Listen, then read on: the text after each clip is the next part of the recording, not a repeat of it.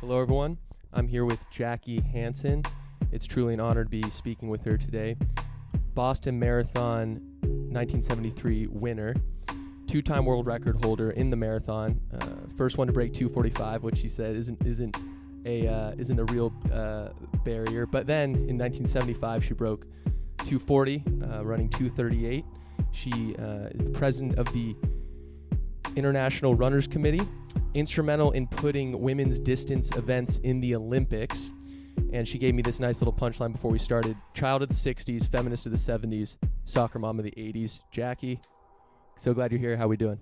Thank you, Richard. It's a pleasure to be here. I love when I'm reunited with former athletes I've coached. Yes. Oh, I should point that out. Yes. So I know Jaqi through John Sutherland, who's my coach in high school, and Jaqi also coached me as well at Notre Dame High School. I think, what year was the first year? I was trying to remember that myself, and I'm guessing it was around 2009, 10, 11. Right. I was there for at least 4 years, primarily to coach the women. Right. But, of course, I don't separate my love. Yeah, exactly.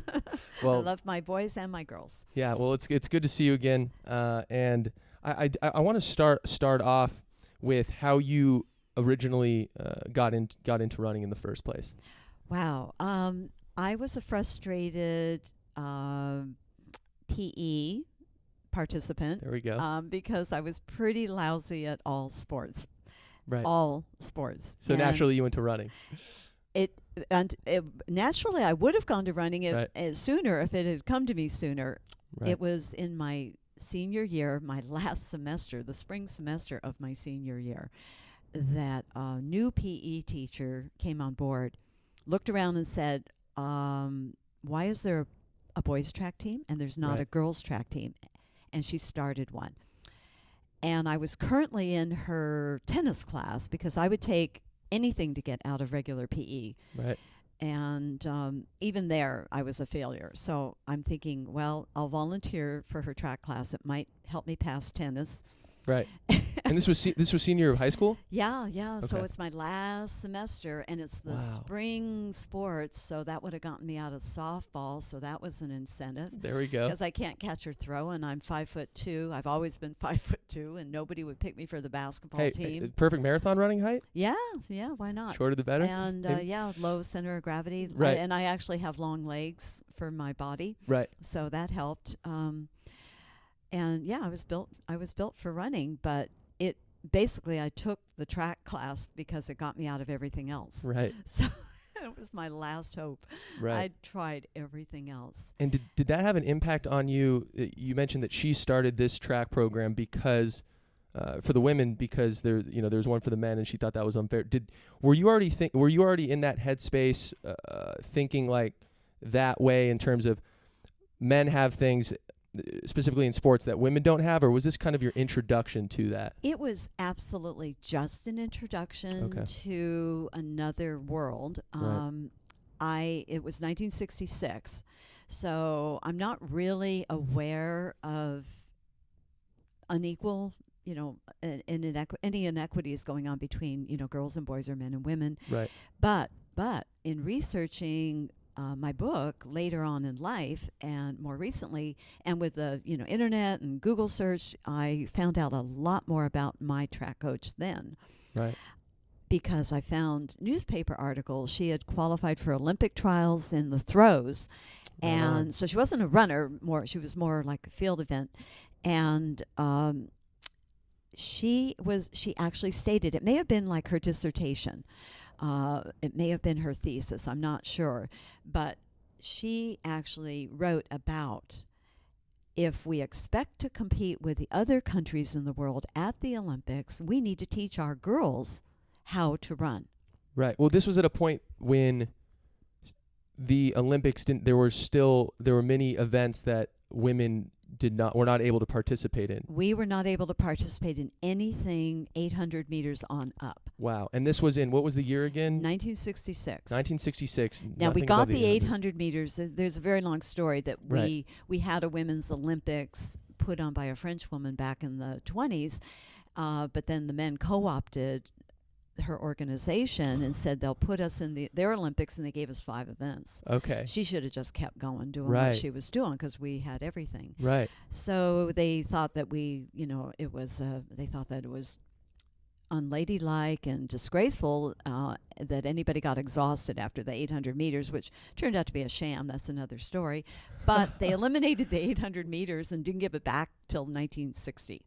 Wow. Yeah. So we had I'm writing another book about the history of women's running with 2 academicians, from Penn State, who will put the real history out there and the truth.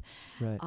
But it's a long story, and it's been a long haul. I'm completely unaware of any of this in 1966, Right. except that Dixie Griffin, my PE teacher, is going to start a track class. And frankly, JFK was the president. I was actually in high school when he was assassinated. Right. But he started that presidential physical fitness test, and the only part I could do was the running part. Right. I still can't do chin-ups or pull-ups, Right. And I'm not that good at push-ups. But I like the running part, so I joined the track team. Now, I wasn't even good enough to go to a city meet. Right. Because Dixie, fortunately, told me later, she lived long enough to know that I was a success later. She said, well, heck, I knew you were no distance runner. She goes, remember, we could only run up to 400 meters. Right. And I go, oh, yeah. So I'm trying to be a javelin thrower. I'm trying to be a sprinter or a hurdler. I've still got scars on my elbows from trying to hurdle. There we go. And so, but, she planted that seed, and I fell in love with running. Well, thank you, Dixie Griffin. That's Absolutely. You fell in love with running. So then you ran in college? I had less opportunity, but I kept running. Okay. So I go off to my first college, is a 2-year college, Okay. Pierce. Okay, right on. And they have a whole track team, but they don't have a track coach. So I don't ever remember the teacher going to any meets with us, but we had meets. Right. And now I'm able to run up to 800 meters. So, I'm having maybe a little more success, but not a lot. And she was a golf teacher. Okay. So she taught track like a Side skills hustle. test. Okay, Yeah, it was like a skills skills test. Okay. Okay, this week we're going to do the long jump. Next week we're going to do the shot put. Right. Nice. 10-point quiz on Friday. Jeez. So, but my girlfriend from high school and I kept running. And Right. between us, we'd like to see how far we could go without stopping. So maybe that seed was in there. Yeah, then that certainly doesn't sound like a sprinter mentality. Yeah, right no, there. not at all. I There always you go. wanted to. It was about 17 laps before I would have. Either of us would have to walk. Right. I go off to San Fernando Valley State after Pierce. Okay. Now, there is no track team, and I'm the only woman who showed up for track class, and it's a basketball coach. Okay. But she sees me out there running anyway. Sometimes I'm running with the guys, including John Sutherland. There we go. And I'm doing the loops with the guys. And so she said, well, you're running anyway. I'll give you your unit of credit if you check in with me once a week. And there's a meet over at UCLA. Be there. Right. So I used up all my eligibility.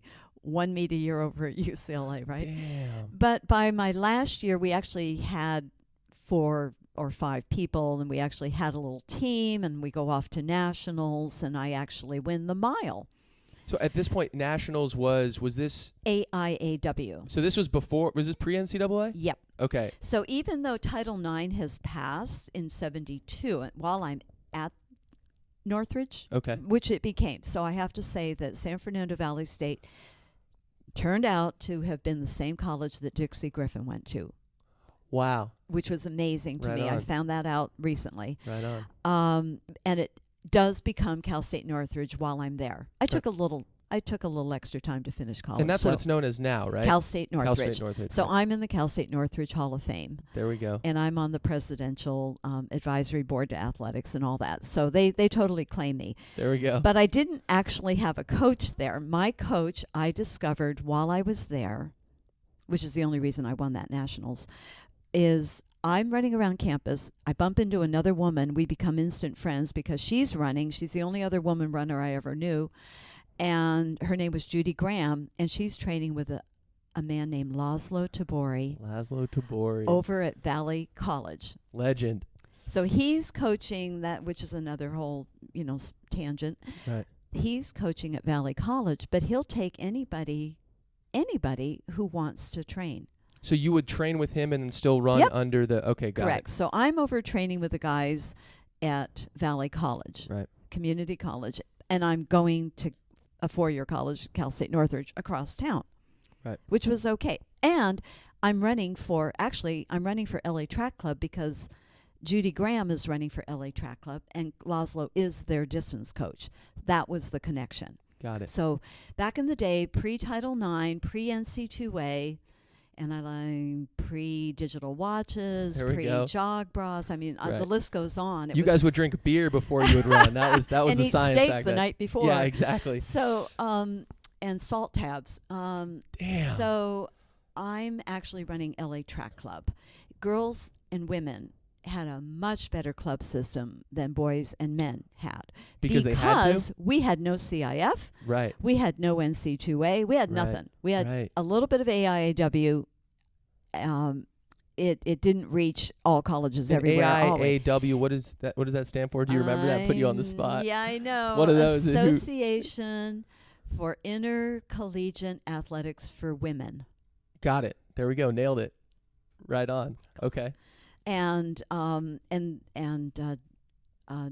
heard Donna Lapiano tell the story one time. She was former president of the Women's Sports Foundation. How she was kind of fighting the NC2A. I think she was the last holdout. And so there's another whole piece for women's history is how did we come into NC2A, and would we have been better off staying Oh, interesting. So you guys, that organization wanted to remain independent because they thought NCAA would, maybe remove some events or something like that. Yeah, something like that. Okay. And I mean, you notice I learned about the whole myth of Title IX and how men like to blame their sports being cut because of Title IX, and that's a whole myth too. Right. So I've heard it. I've been fortunate in my life. I've been fortunate to have Dixie in my life. I was fortunate to have Laszlo, someone who could actually train me to actually be a good runner and bring out the best of me. I've known Donna Lapiano.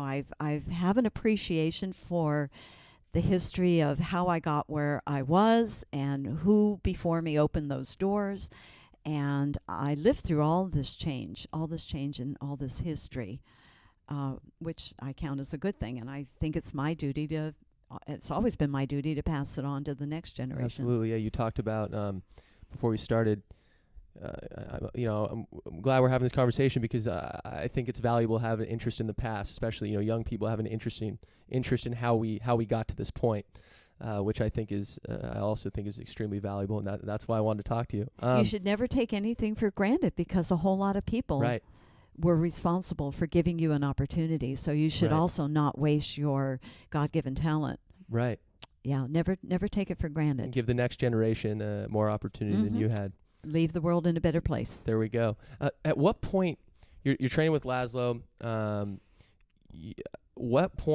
At this point were you thinking running I want to pursue professionally? This is really what because you hadn't been doing it that long at this point, right? This was right. I probably met Laszlo in 1970. Okay. And so I had been running since 1966, like a fine weather runner and track only, not all year round. Right. Yeah. Right. And just doing track. And I'm not very successful, but I just loved running. Right. And then, so I think things that changed my life as my athletic career or defined an athletic career, probably just hanging out with Judy Graham and going off to big meets and seeing what's possible on the track. But I'm still a mediocre miler. Right. I never really... I qualified for nationals, but I never really made any national team that went overseas or went to an Olympics or went to a Pan Am's or any international championship at all. Right. So I'm kind of a mediocre miler, but I'm growing up in the world and in my region here in Southern California, mind you. I'm stuck with the best in the world. I'm stuck with the Francie LaRue's and the Mary Deckers and the Debbie Hills and the Doris Brown Heritage on the West, up in Washington. But they're all on the West Coast, and we're all going to the same meets. And I'm beating up on each other. I'm a mediocre miler. Right. In that company, I'm totally a mediocre miler. But one of my teammates Can I talk about how I got into marathoning? Yes, absolutely. So I had a teammate named Cheryl Bridges who had a huge effect on me, just like Judy Graham had on getting me into this middle distance running and the coach and the nationals and the Right. So I've just had probably the best cross country season I'd had yet. Maybe I got in the top 10, and which was as good as I could hope. So you were for. doing cross country as well at this time? Yeah. Okay, No, we so had very well defined seasons. Laszlo is old school, disciplinarian, Hungarian army, right. drill sergeant kind of coach. There we go. So he, I never knew he was, at the time, I never knew he was the third man in the world to break the 4-minute mile after Bannister, and that he had run in the Olympics and he had been a world record holder. I did not know he was the third man either. Yep. Until and just now. Had I known that, I'd have been way too intimidated to ever show up. But then once you meet him, he's so intimidating, you have to come back. If he says, "I'll see you tomorrow night," you be there. You be there. Right. And I didn't have any training systems before him. Like I said, I was just you had some making basketball coaches and some golf coaches. Yeah. So I also realized that he was a taskmaster, disciplinarian style coach. We could rack up tens of miles in a night of all intervals. Damn. And it was just all speed work all the time. Well, there was that. There was the Hungarian, that workout. Yeah. So which I did, which I would do a few times. What did John call the Hungarian workout? Was that the 24 lappers? I don't even remember. It's sad. I forget. It was a lot. It was a lot. That's all. That's all I remember. Well, my favorite workout, which I could do on my own, it usually served as my morning workout before the evening workout, which was the real work. But it was a 24-lapper where you're basically sprinting straights and jogging curves. Right. But every lap would be slightly different. 2 times 100 on the straightaways, medium, then 2 times 100 or 150 on 150. on the straightaways, right. Half the curve, which was a build-up. And then 2 times 100 meter medium, and then 2 times 100 all out. So that was your 4-lap set that we repeated 6 times. Got it. Right. And that was actually my favorite workout because I could do it with my eyes closed. I didn't need a stopwatch. I didn't need a road map. Right. I could do it anywhere, any town, any time. People thought I was crazy, but it also gave me that mindset that I could run forever on the track and go, even though I'm going in circles. Right. Including a 50-miler. That's another story. Right. So getting into marathoning.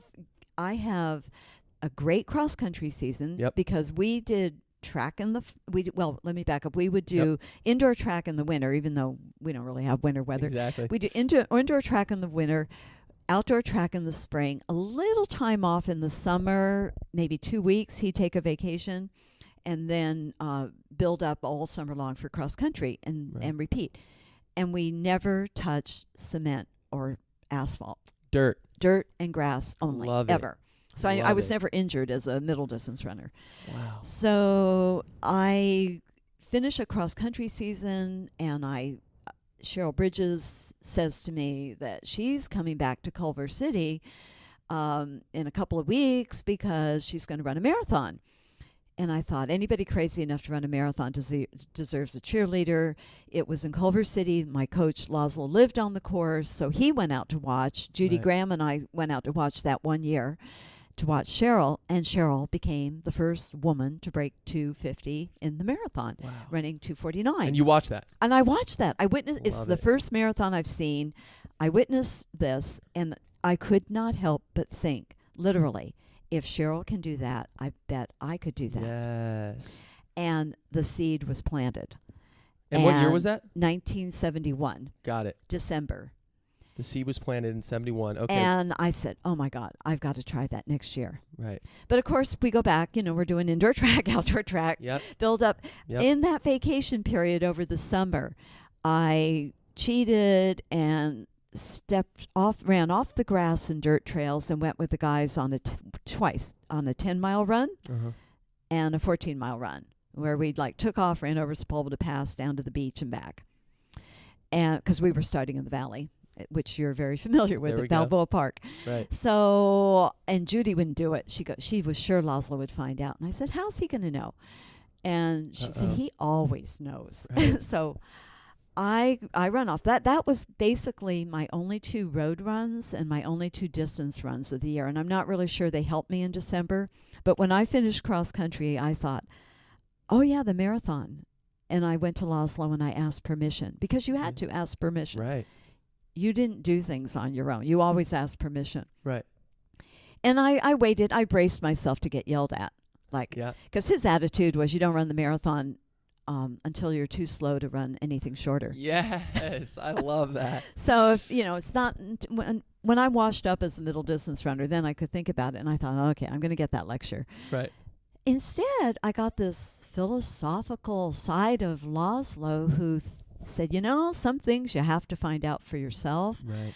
and there are things I never tried. I'll always wonder. Right. So maybe, I think you'll go far. You can go give it a try. Yes. And as I've said before, that I don't know whether he meant far. You'll go far, like about 18 miles and drop out. Right. Because you're not prepared. Right. Or you'll go far And because win the Boston Marathon. I see a distance runner in you Right. that has a future. No, Right. I don't know. I ask him and he just laughs it off. I don't think he even remembers making the remark. Right. But I pondered that for a long time. I still Right. ponder that. So I do start the marathon, and I've got a couple of Cal State Northridge guys helping me get through the first 15 miles. And what marathon was this? This was the Culver City Marathon the that Culver Cheryl City. had won, but Got it. the official name is Western Hemisphere Marathon. Wow. And this marathon had a history when it existed. It's dead now, but it had a history as old as Boston, and I wish they could have kept going. Damn. But when professionalism came into the sport in the 80s, Right. they didn't go professional, and they died. Okay. Whereas Boston has a professional committee that does money, BAA. elite runners, international prize money, sponsored, all that stuff. Yep. And they have their BAA, which cherishes the tradition and the history. So they have Yes. 2 committees, and it works for them, obviously. Right. And Culver City didn't do that, and they just died on the vine, Damn. which is sad because 3 women's world records were on that course. Right. And there's a whole lot of history there. Including one of your records. Yeah, Yeah, including there one we of go. mine, one of Right. Cheryl's, one of mine, and one of my Right. teammate, Mickey Gorman.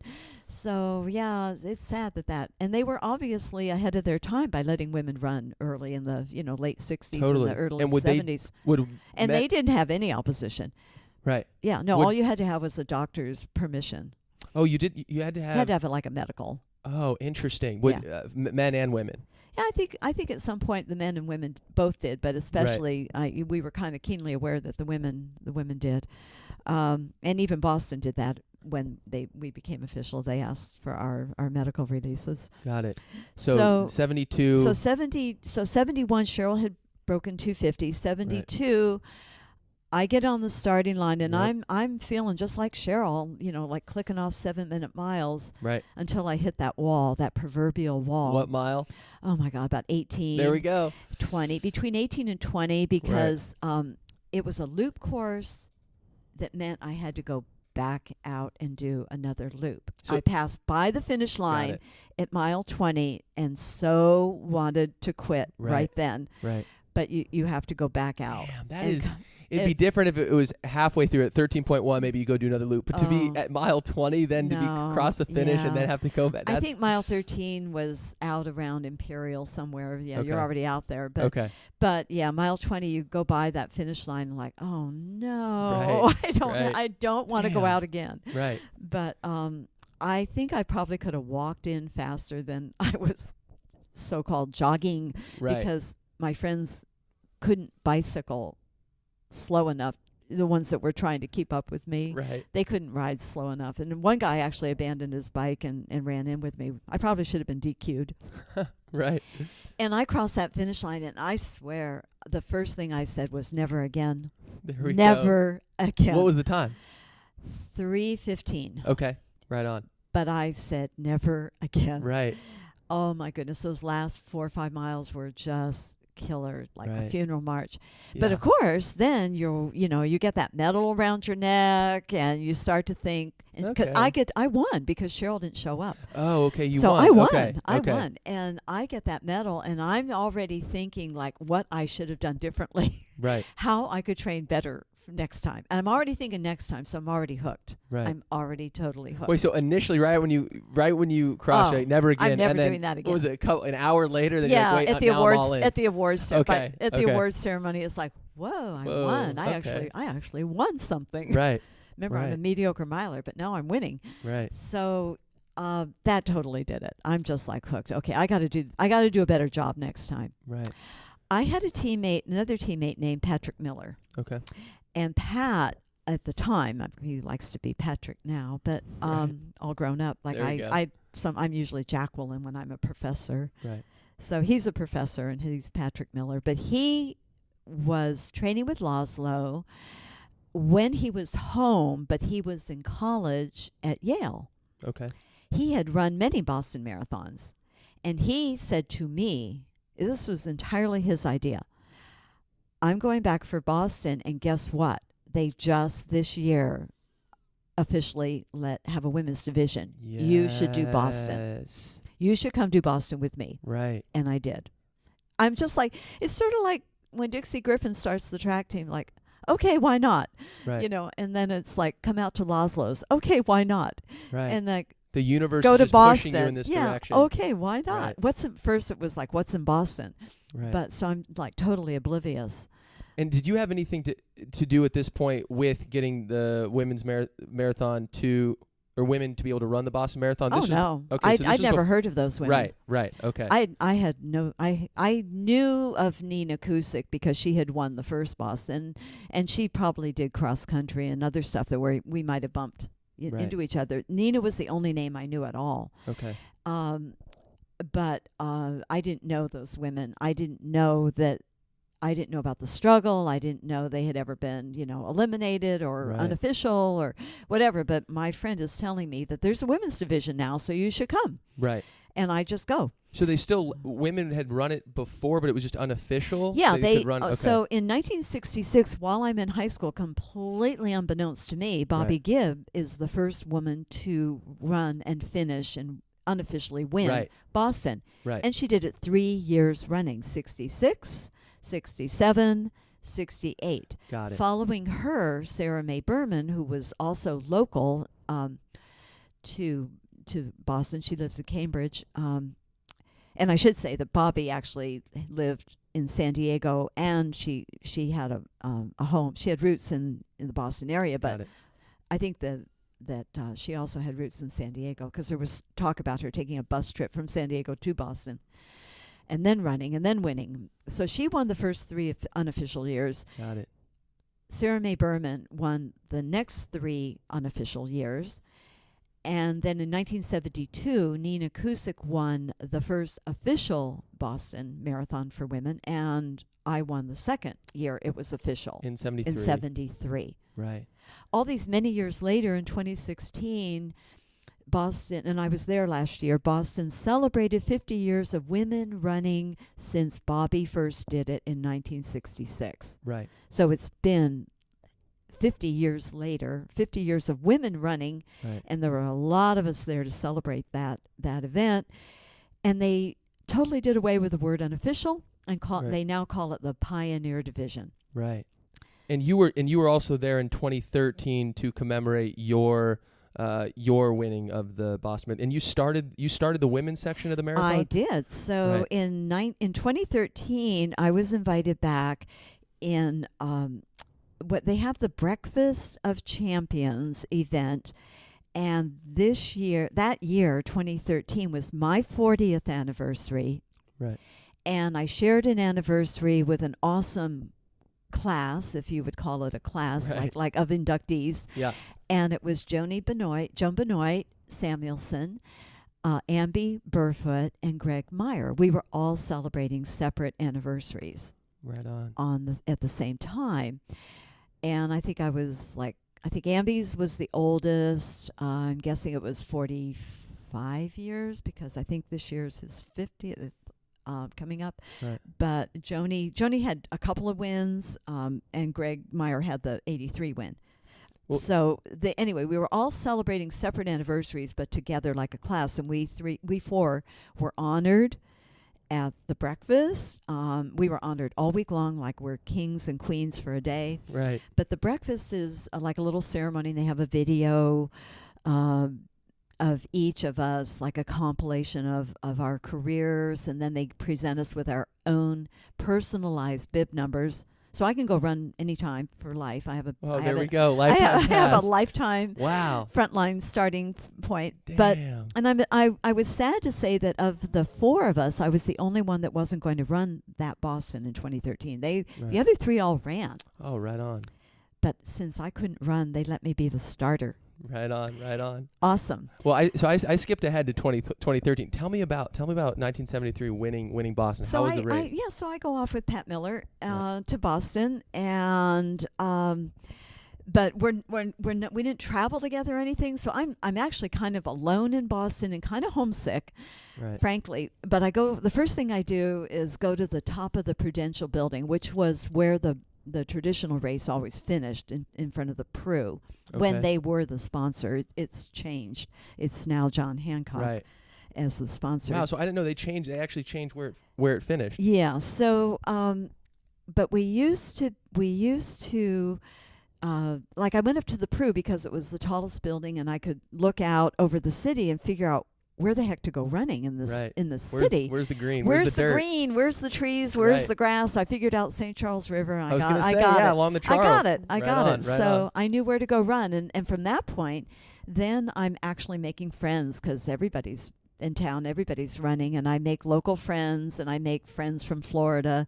I know because we went off to a track meet one day, and I did some sightseeing another day, and it was all good then. It was all good Right. because now I'm with my kind, my people. Right. I'm with my peeps, and we're having a good time. So, but come race day, I go out on a bus after I gave my medical release form to Will Cloney and the permission and a permission slip to ride on the bus, and we go Right. out to Where did the Hopkins- bus pick you up? Was that in Boston Common? Yeah, I don't remember, but Common? I'm sure Okay. it was Boston Commons, just Okay. like it is today. It Right. was probably very similar. Right. And I go off to Hopkinton, and the men still went in the gym, but the women, they decided that we could have our privacy, and they put us in a chapel Okay. in a church, which I thought was quite quaint. Right. But that was nice. We didn't have a bad weather day, so we didn't really need the shelter. But, it could be anything in Boston. I've run Boston in a heat wave, which is when I won, and I've run Boston, in a snow on the ground and a Right. hailstorm. I mean, it could be any kind How of many weather. times have you done Boston? Wow. Not many, but, and I don't have many finishes. I'm ashamed to say I have two full, Okay. 1/2, and 1/3, and they each have a story. There we go. Yeah. So, So I've got two full finishes, 1/2. When I was doing a speaking engagement in Wellesley, and I had a really bad cold, right. and I had no business running, but I ran half. Right. And then the 3/4 one was the 100th, and I knew my knees were giving out because I had already retired from running, but I came Right. out of retirement to run the 100th, and I thought, I quit before the downhills because that would have totally trashed my Right. knees. And I had judged everything by Wellesley. It was like, okay, here I am in Wellesley, and I'm on a 3-hour pace, Right. hour and a half, coming through Wellesley. But So you're in the chapel though. The first time you're doing. the first time right. I'm there, and Right. and I don't know these other women. You didn't recognize any of them. I didn't know any of those Okay. women, not Okay. any of them. But like I said, I'd heard of Nina, and maybe it was because she had done some women's track or cross country. Probably not track, but maybe cross country. So I Right. thought maybe I knew her, maybe. But I had heard of her because she had won the previous year. So even on the course, I don't know where I am or who's who, and I don't know where I'm. How were the amenities at that time on the?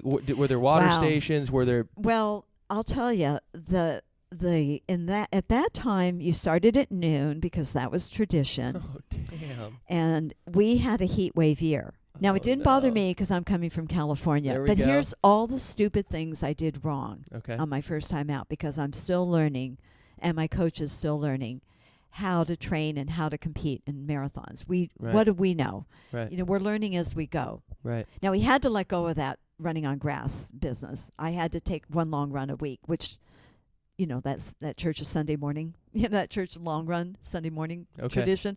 So I was doing that on the roads, but the rest of the time I'm just doing track workouts. Right. And I think his idea of training me was to give me 3 times the intervals everybody else got. Right. So I'm racking up the miles. Right. Now, mind you, I came into running as a backpacker and hiker. Okay. And I used to be active in my church and take youth groups out camping Right on. and in the Sierras in the summer, stuff like that. So basically the running was kind of to keep in shape, to stay ahead of the kids. So I had this backpacker mentality that told me to wear my heaviest training shoes for the long run. Right.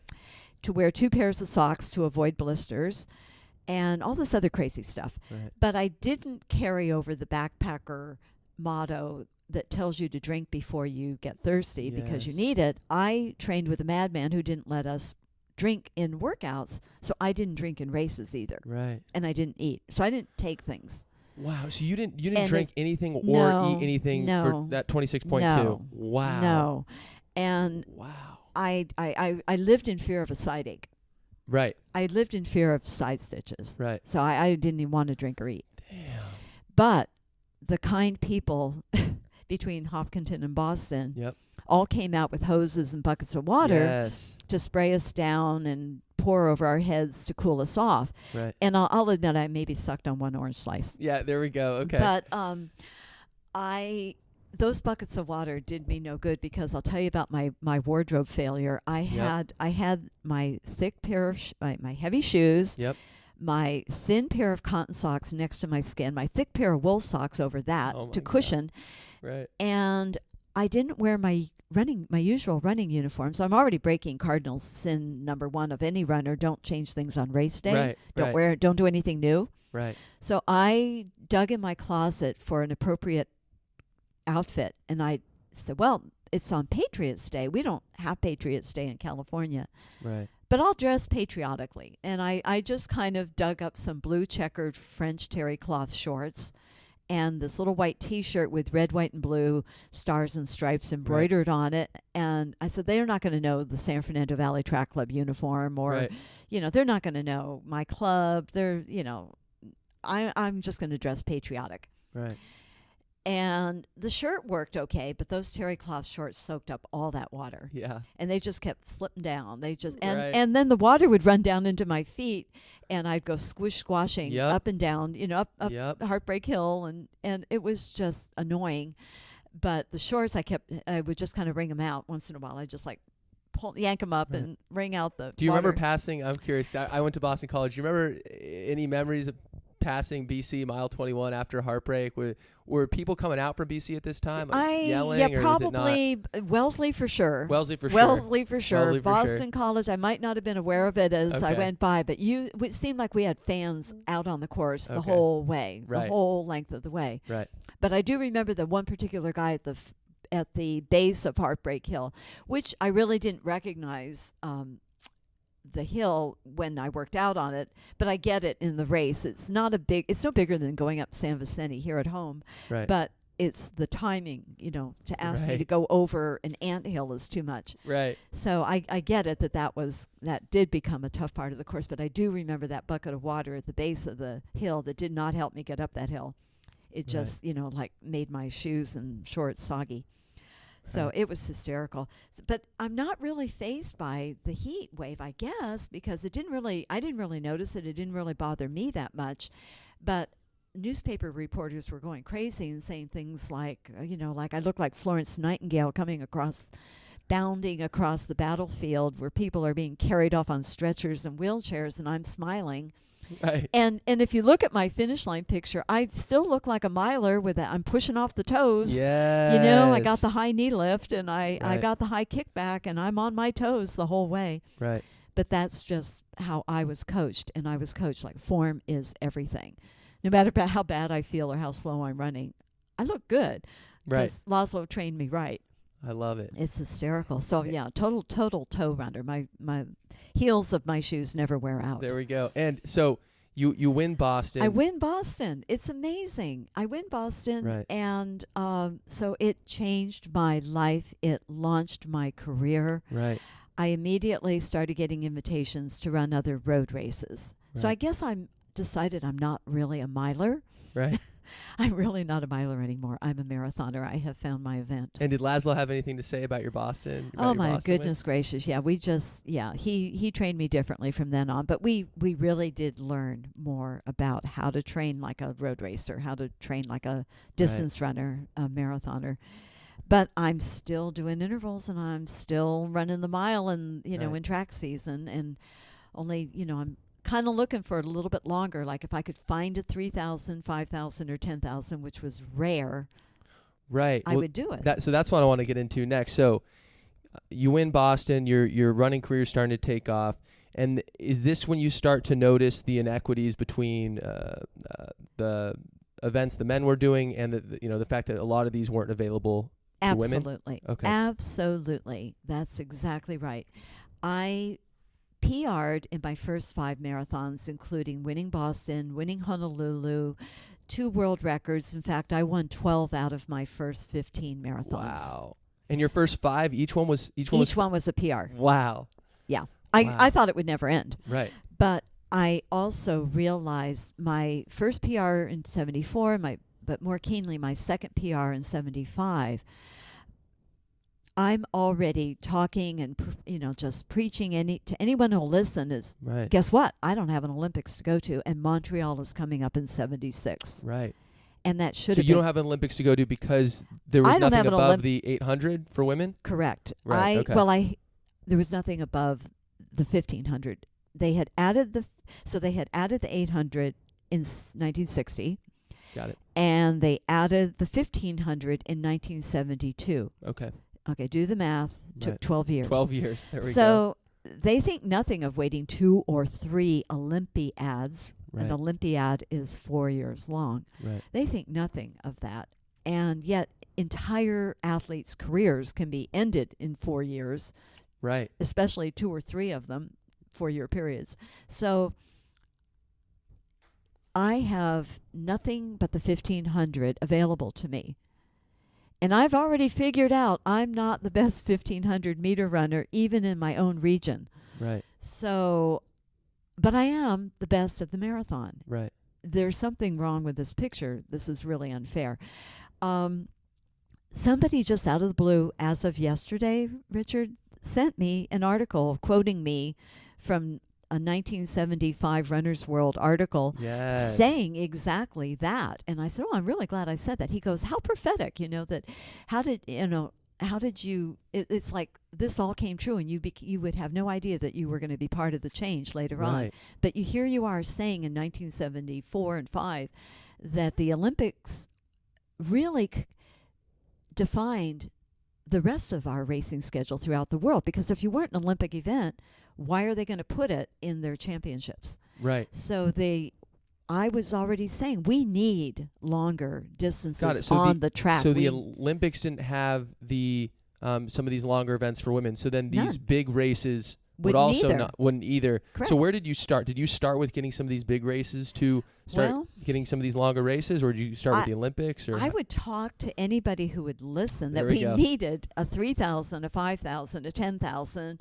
and a marathon. We needed all of these events, and I wasn't really quite sure how we were going to go about doing it, but I was naive enough to think that if we lobbied our local federation, who in turn would lobby the U.S. Olympic Committee, who in turn would lobby the International Federation, who in turn would lobby, the IOC. I thought if we could start local and go global, we could get this done. And I knew that Nina Kusick was the long-distance women's chairperson in our national federation, and she's fighting it through legislation. So I'm with her.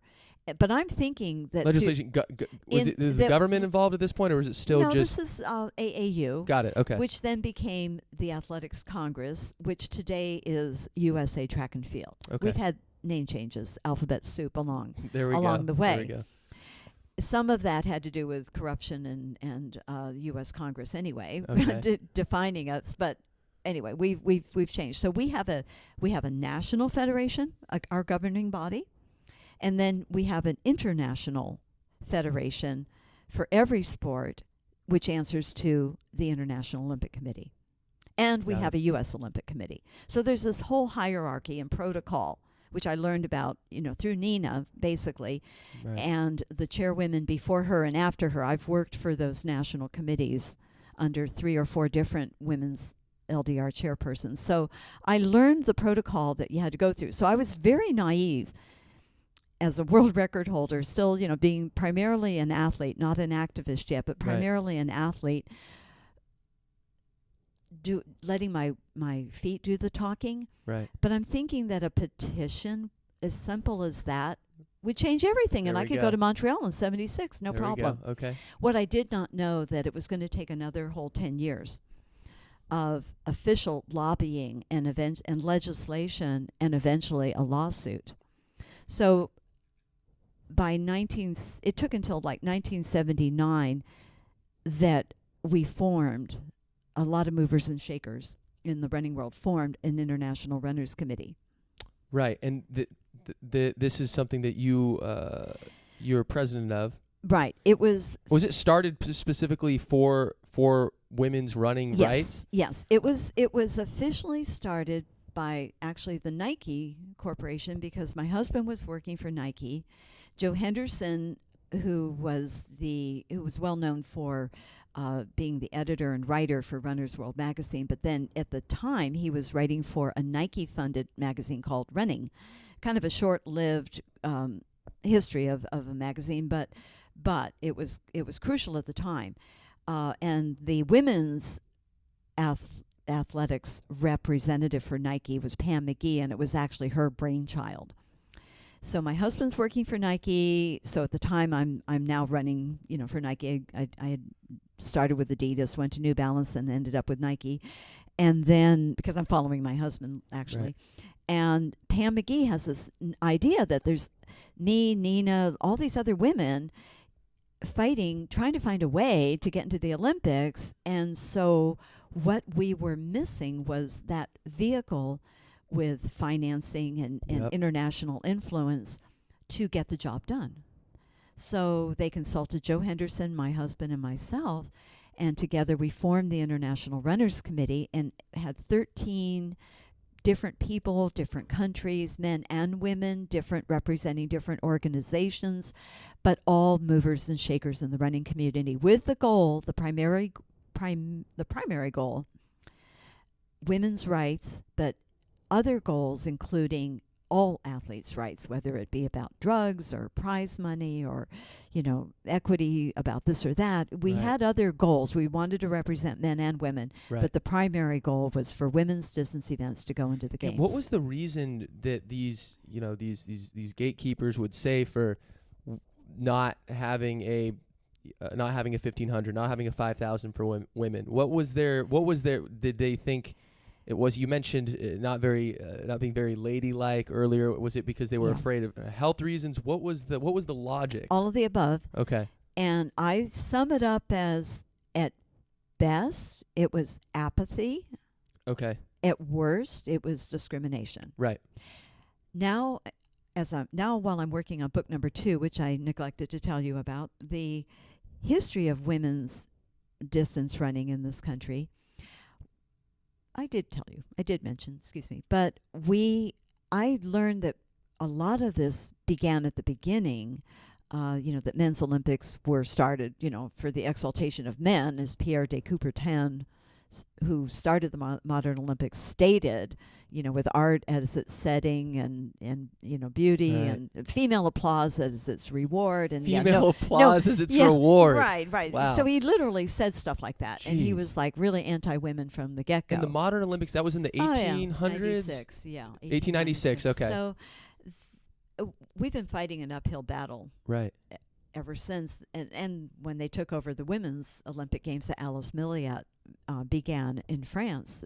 So it's been an uphill battle the whole time. But now, come to find out, throughout the 20s and the 30s, we had opposition here at home. even from other women who Really? were thinking that it isn't, ladylike, or it's. Right. And these were non-runners, I assume, that I weren't. assume so too. They, Right, okay. they tried to define what things were appropriate and Right. and maybe were graceful or ladylike, but certainly not running and throwing and jumping. Lord knows. Right. So it's we've had opposition from within the ranks. We've had opposition from the hierarchy and the men and the old guard, Right. and it's just come at us from different directions. So a lot of it we had to disprove that it doesn't hurt our ability to reproduce. It doesn't hurt. Right. It doesn't hurt us. It doesn't harm us. It doesn't make us freaks. Right. But they really would throw things at us like we're frail, we're fragile, and then I think the bottom line for me, when I started thinking lawsuit, was when I was told to my face by the president of our international federation that we're also boring. We're not only frail and incapable, we're also. Wow. Those distance events are boring events. They're not going to sell tickets. And I think Right. this is the bottom line in the 20th century is that or 21st century, we're not going to sell tickets. We're of no interest. We're of no monetary value to them whatsoever. We're just pawns in their game and a bargaining chip. Right. And if we're not worth it, they're not going to fight for us.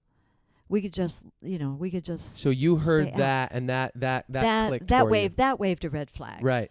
Okay, now it's not about the process. It's not about the prerequisites that are written in their charter, how to add an event. Right. You have to meet certain criteria. We'd met all that criteria. Right. And they're still telling me no. They still have the power to veto, even if you meet criteria that's in print. Got it. I get it now. And they don't even try to hide it anymore. Right. It's like, yeah, I'm sure. Oh, that's why the marathon went in first. Right. It had value. TV money was interested. Yeah, can you walk me quickly through the years, kind of when the dominoes fell? So when did the women's marathon become, when was that added to the Olympics versus and kind of walk through 800, 1500? From my vantage point, with the International Runners Committee, doing the lobbying, I think the turning point came in 1979. Okay. When and we had, at this point, we have sponsors.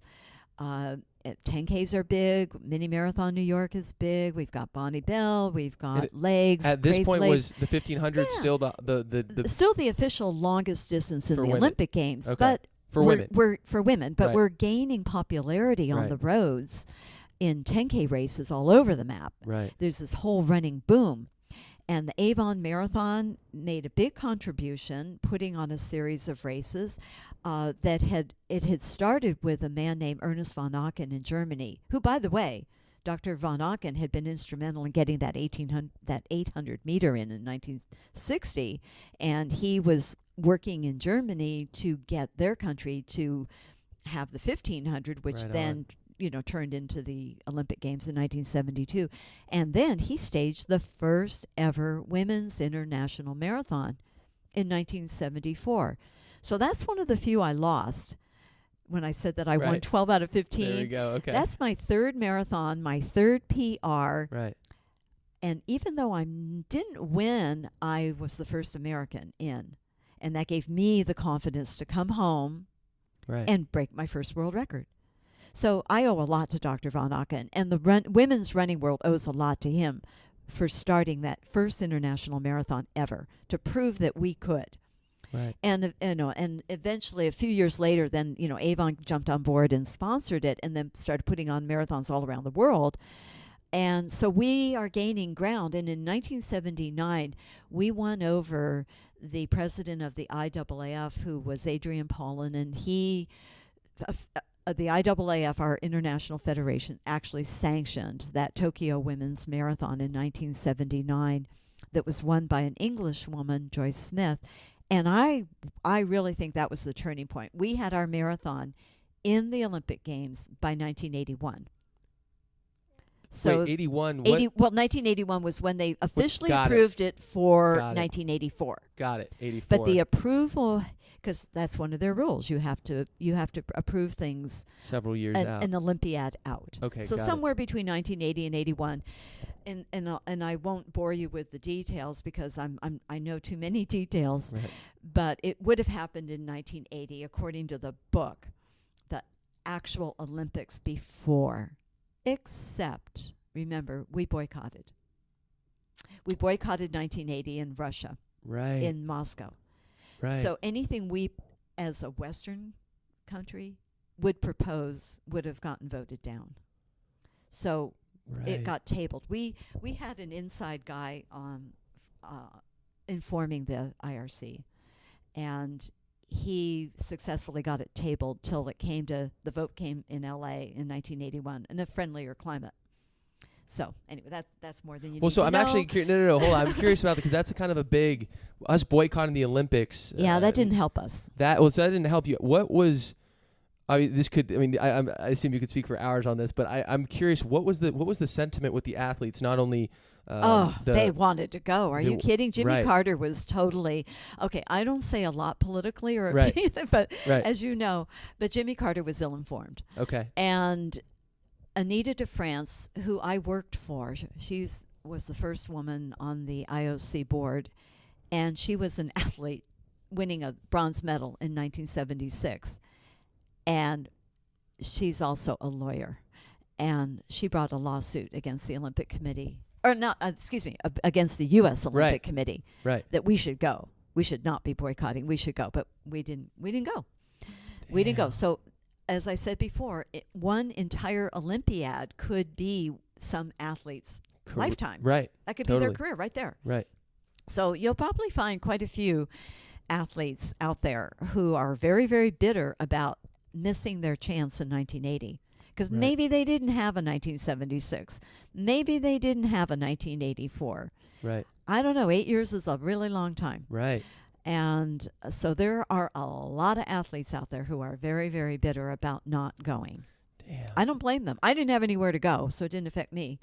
But I'm already busy, Right. trying to change that, even though it wasn't going to affect me because I'm now past my prime. Okay. So so this is really at this point. This is when you're This in is the a full. moot point. This is full activist mode for you in your career. Absolutely. Okay. And my athletic career took a backseat. Okay. So 84 was when women's marathon, and still only had the women's 1500. Yep. So there was still this gap of 3. Well, they did add the 3,000. Okay. So they had the 3000. They did add the 3,000. Okay. That kind of went in order. Okay. It would have been the next thing after 1,500. So that kind of went in. Okay. But we could not convince the women's committee to speak up for anything longer, even though you had a marathon though already. Yeah, seriously. So seriously. It's So, illogical. What is that even? right. You're already doing the Yeah. marathon. Well, What's the as 3K? I found out, Right. that our international president said 5 and 10 are boring. Not going to sell tickets. Don't Right. care. But the 5 Never and going to 10 get them. But young the men lady. men are doing it. They're not bored. Well, so it's funny though. Some of these races, I think even the Olympics, they'll have commercials during the 10K now. Yeah, So- exactly. Yeah, People go out for popcorn. right.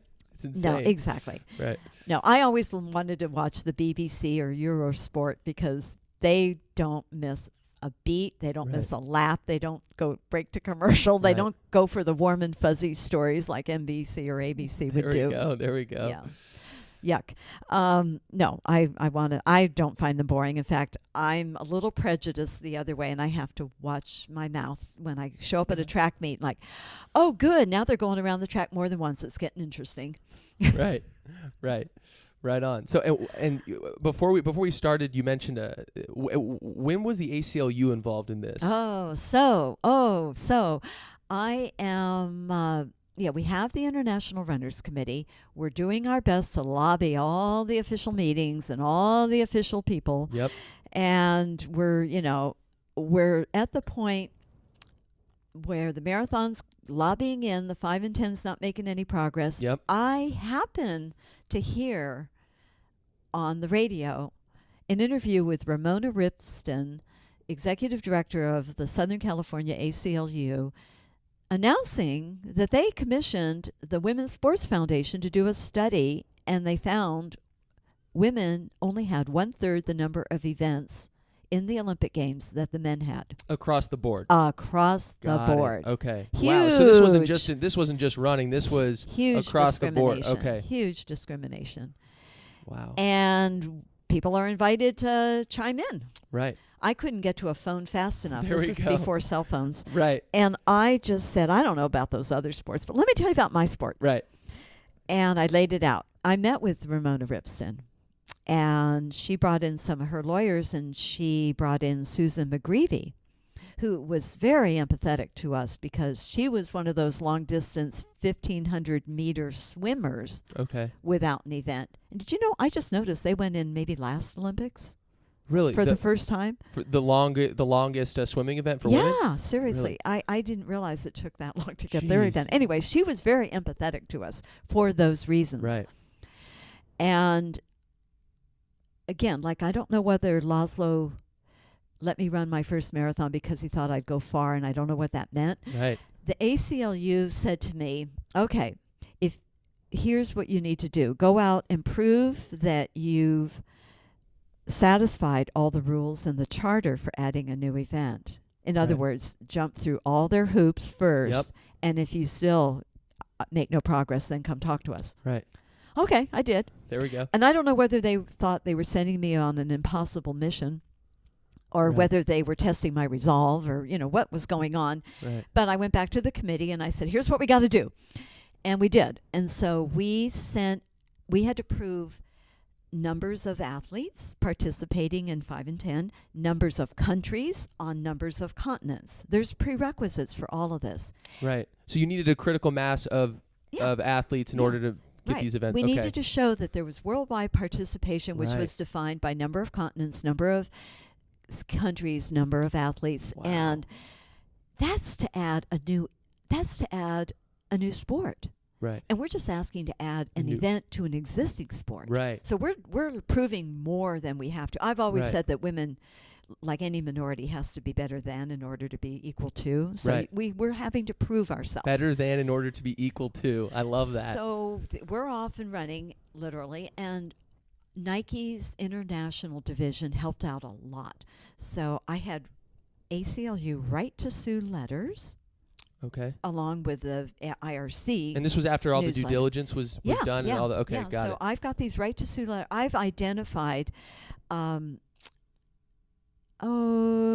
close to 100 different women Across the world. in around the world. Right. How is 30 some countries, and I ended How'd up. you coordinate that? That's Well, a lot of them logistically. Well, Track and Field News Okay. did my job for me because we had already satisfied rule number 1. Are you a world recognized distance for world records? Yes, but the men are doing it already. We already Right. and no, women had their own we had our own official world record designation for 5,000, for 10,000. Got it. Just because it wasn't world in the Olympics. records counted. Got it. Okay. So thank God. Right. So I have the Track and Field News rankings in a magazine. Oh, you had it. So I you had the a- rankings. So right. I had a ready-made list, but I Right. also knew runners from my own personal career that I competed against who maybe didn't make the list Yeah. that year, and I had Nike's elite athletes around the world who were sponsored. I had that list. Right. So we're just going. I've got the list, and I'm just going through as many of the top-ranked 5 and 10,000 meter runners from as many countries as I can get. And we ended up with, I think it was 70 women from almost 30 different countries, maybe 29 countries. Right and on. the cutoff was 25 countries. We needed 25. Got it. And in however many continents, we had that, no problem. So I have actual right to sue letters along with the IRC introductory cover letter Yep. and our newsletter, all translated in 10 different languages Wow. through the Nike International Department, mailed off and mailed back. And I've still got them in a binder. I have all these Wow. Chinese and Japanese and Yes. every 10 different languages all Right. around the world. It's so fascinating. And right. some of those women are really putting a lot on the line. Took a Right. lot of courage. Sure. They don't live in maybe as a friendly environment as I am here in the U.S. Right. Maybe they don't enjoy the same rights. And maybe it was pretty challenging for some of them.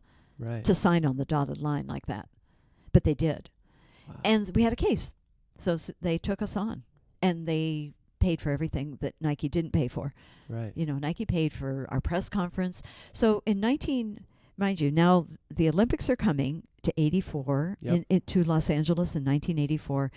The year before that, in 1983, we announced the lawsuit in the summer of 83, and we maximized the audience by going to the first track and field world championships in Helsinki Okay. in August of 83.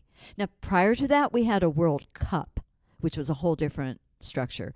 And this was the transition to World Championships, which we all now enjoy Yep. every 2 years, or Yep. every odd year. Or is it 2 years on the odd year? Because the Olympics are on the even year. Right. Okay, so we had a maximum audience with all the track and field riders around the world there.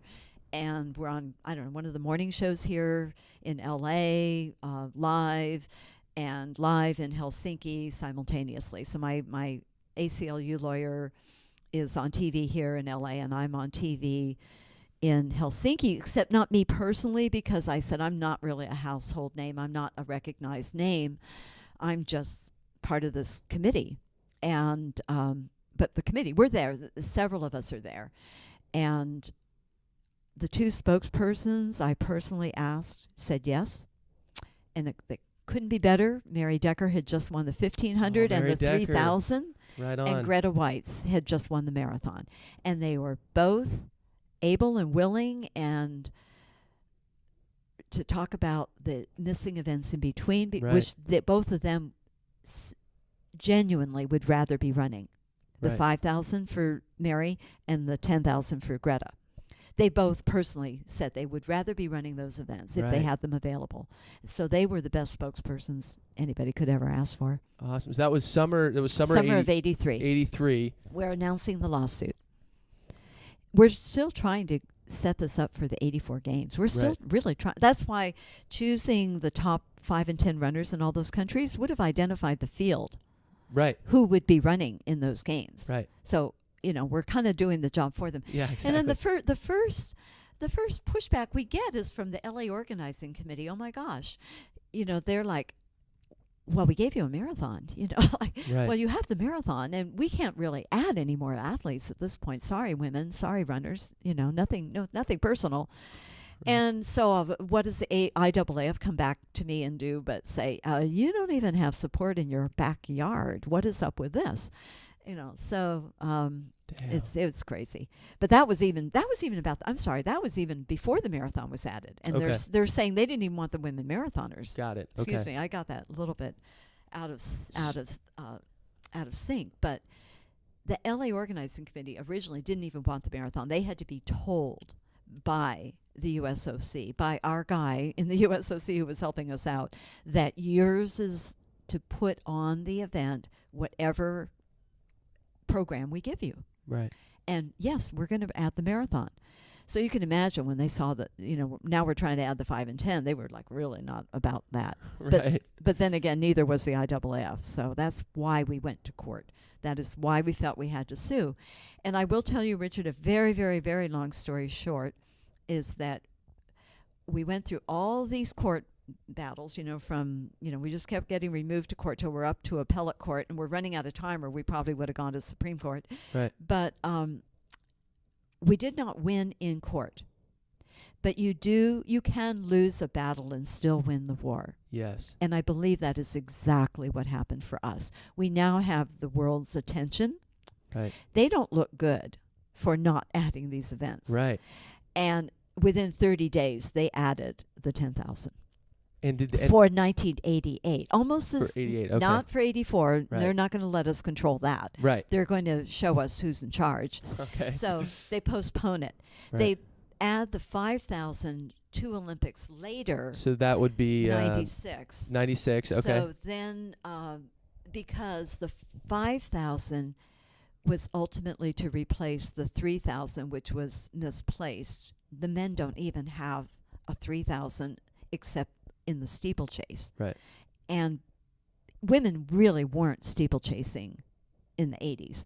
So they dropped the 3, added the 5, and then put the 3,000 in steeplechase. Later, much later, like in 2008. Yeah, I did not. So this is why they're out of order. They're not in order of, right. okay, we give you a little more distance and a little more distance. It was exactly backwards. They went from marathon to 10 Right. to 5 to 3,000 Well, steeplechase. it blows my mind. So 2008, they added. We finally had parity with we men. finally had parity. So we were talking about a little bit this before we started the show, like the fact that this isn't something that happened, several generations ago in another era. This is recent stuff. Even 2008. I didn't even realize that 2008 was the first. It was about 10 years ago. That was the first. Yeah. Where we had parity. That's wow. So at this point, do you feel that now that there's parity, is there still anything you're actively working on within the women's running arena? Are there still inequities that you see, or have you felt that this war it's been waged and we have parity now and we've won? There's different issues. There's always issues. Right. So there are the women long-distance walkers who want their 50K like the men have. Right. There is drugs, performance-enhancing drugs. There is a whole Pandora's box that I don't even have a solution. I don't see a solution. Okay. With transgenders or maybe Sure. not transgenders, just maybe born, with born differently. Right. I don't even know where that is going to go. Right. Or how they're going to have equity there. Right. I don't know. Right. I don't know what's going to go on. Right. There are bigger issues coming.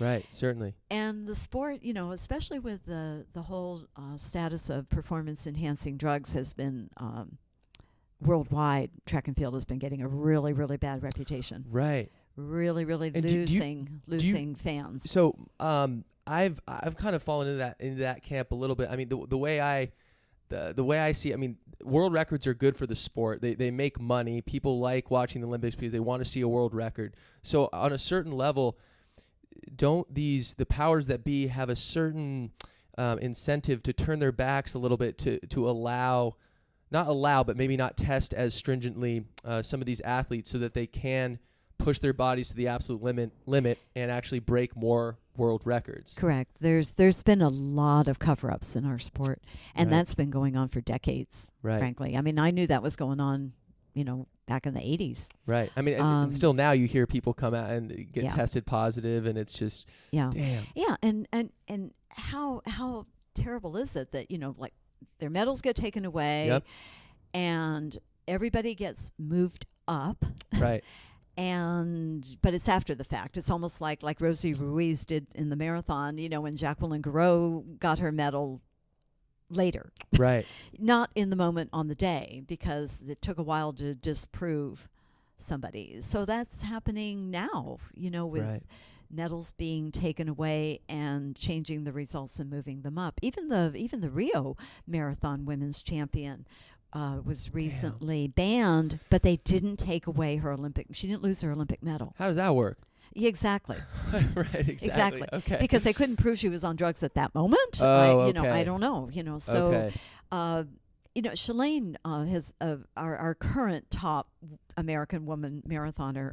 Yep. Coming off that New York win. Yeah. She's been Right. fighting this battle. She's had her medals advanced Advanced. Right. After the fact. for cases just like we're talking about. Right. So, I think with the women. The women who are not, and men who are Right. not doing performance-enhancing drugs, all they ask is a clean, fair race. Right.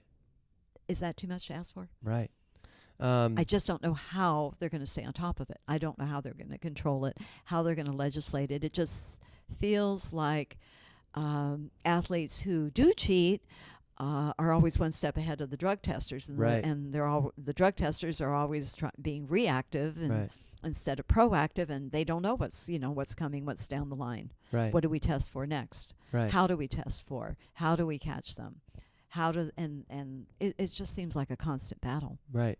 So, I usually start the show with this. I like giving people a picture of the environment where we are. So we're at LMU right now. We met here. It's a Sunday. There's it's not too many people walking around, but we found a quiet conference room here. So you have an office at LMU. What are you doing here? What is your job here? What's keeping you busy? Well, bottom line, I keep busy in a bunch of different ways. Right. This is my first non-athletic job. Okay, there we go. That's funny. I Okay. usually am an athletic director, a track coach, a PE teacher, health teacher. Right. I'm still, I'm working in the School of Education. I'm Okay. still teaching health education to teachers. Okay. But I'm also working the business end of it too, and I like to think I'm part of a team that is doing teacher preparation. In the old days, we called it teacher preparation. We have a bunch of different names now because we have a bunch of different programs. So Now, teacher preparation, are these are teachers that are teaching? these are teachers who are working on getting their credentials Got it. to be in the classroom. Now, some of them are already in the classroom. There's programs for them. Okay. And then there are some doing it the traditional way. You know, they just graduated college. They're doing their student teaching. Right. They're being mentored. You know, that's Yep. the traditional way. But we also have, and really, there's 10 different ways to your teaching credential. So and this is, I'm these working below. on Is that. this below high school, or is it I'm doing grads. I'm doing graduates. I'm teaching graduate students right? who are teaching K-12. Okay, got it. Okay. So anything from, kindergarten, well, now they Right have on. TK, to 12 seniors. So I'm in their public schools, their private schools, Right. their Catholic schools, they're just all kinds. And Right. we have some in Northern California. We have satellite offices in the Bay Area. And so Right on. I've working with districts all over the state of California. How did you get it? Because you mentioned this is your first non-athletic related job. How did you get into this? My last sports related job, I still kind of latch onto that. I used to work full time for LA84 Foundation, Okay. which ironically grew out of the 1984 Olympic Games, and with all the funds in the profit, Right. the first profitable games in many years, if There we maybe go. ever. Right. And that legacy goes on today. So I was part of that. I was a grant officer. I directed a lot of children's youth programs, Right. and I primarily directed their coaching education program. So in that respect, I coached coaches.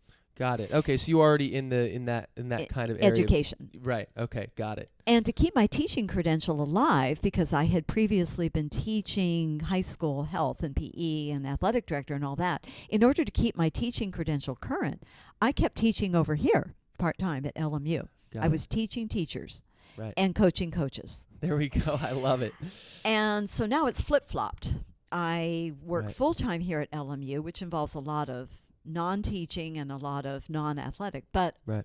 I take all my vacation days to do coaching clinics for high school youth around the world with a group called World Record Camps, initiated by Willie Banks, former Right on. world record holder triple jumper There we and go. Olympian, including I thought he was 2-time Olympian, but I'm corrected that he's 3-time Olympian, There we even go. though he didn't go anywhere in 1980, as we just mentioned. Right. So Right. all of this stuff is still very fresh in my mind, Right. and I'm hanging out with all these great athletes. Dick Fosbury, who invented the Fosbury flop, high jump. Fosbury flop meaning going over The high jump bar backwards. and The Fosbury flop. that's how everybody high jumps today. Right. I'm traveling with him. I'm traveling with Willie Banks. I'm traveling with Mike Powell, Right who on. still holds the world record in the long jump. Right on. And world record. Everybody on our staff is an Olympian except me, for obvious reasons, There we go. and or world record holders. And I've got a couple. There we go. So we go around the world and coach high school track and field camps. Right on. So and with their coaches. We invite their coaches. We think that's a critical part, that the coaches have buy-in too. So I'm Right. still coaching coaches, Right. and I'm still teaching teachers. There we go. Still doing what you love. Well, Jaqi, this has been an awesome to have you on the show. It's been great to talk to you. Yeah, she's looking at her watch right now. She got her watch. Yeah, this is always goes longer when you got a good one, so that's how it works. But Jaqi, I think a lot of people owe a lot to the work that you've done and the things you've pushed for, especially women, of course. And I really appreciate you coming on the show and talking about it. And I love that you're still doing your thing, still involved. And thank you so much, Jaqi. My absolute pleasure, and thank you for your interest and your respect for the history that went before your generation and their running. Absolutely. Well, now we got it recorded, and it'll be encrypted. It will be inscribed on a tablet somewhere, and this will on YouTube, that is, and it will and iTunes and wherever you get your podcasts, of course, and it will be there forever, hopefully. So we'll have this forever. So thank you so much. This was a lot of fun.